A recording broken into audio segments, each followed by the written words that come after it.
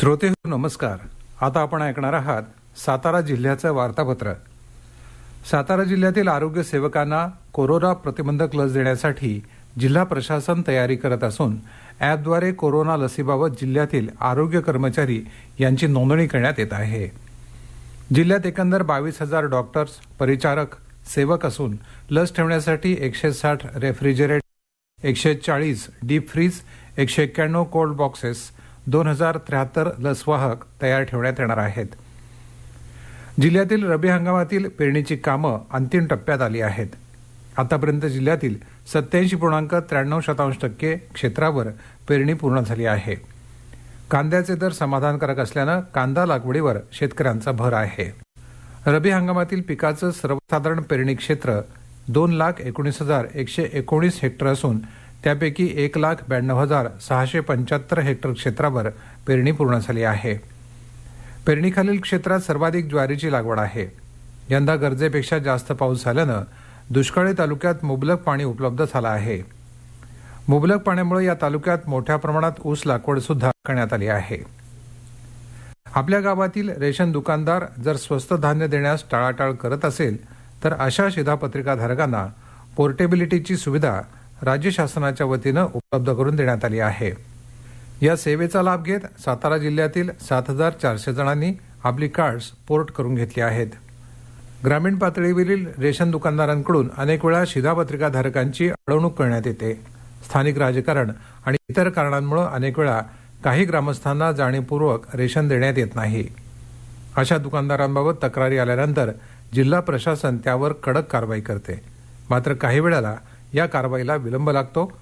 या आणि अशा अनेक कारणांमुळे त्रस्त झालेल्यांना दिलासा देण्यासाठी शासनानं रेशन कार्ड पोर्टेबिलिटी सुविधा कार्यरत केली.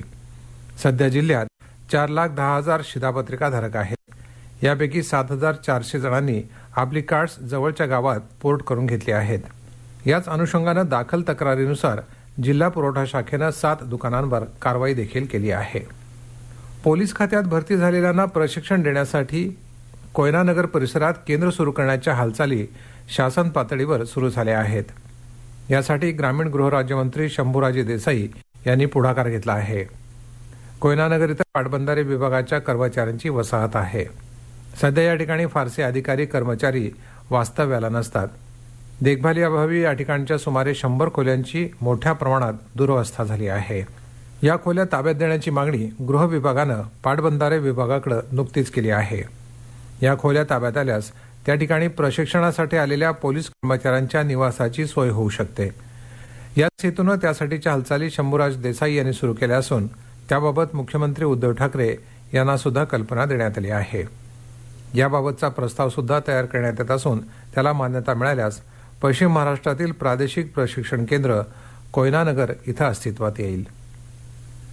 गरिबांना त्यांच्या हक्काचं धान्य मिळावं यासाठी पुरवठा विभागानं सुरू केलेल्या तपासणीत माजी सैनिक, शासकीय सेवक, आजी-माजी पदाधिकारी यांची नावं वगळण्यात आली आहेत.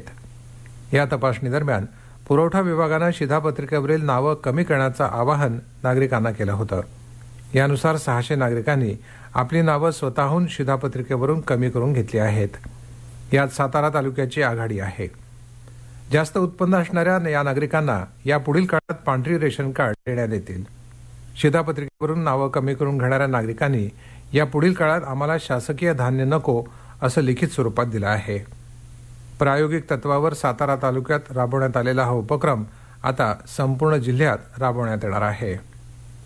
हे होतं सातारा जिल्ह्याचं वार्तापत्र. आलेख गिरीश चव्हाण, वाचन मनोज क्षीरसागर. हा कार्यक्रम आकाशवाणी पुणे केंद्राच्या प्रादेशिक वृत्त विभागातर्फे सादर करण्यात आला.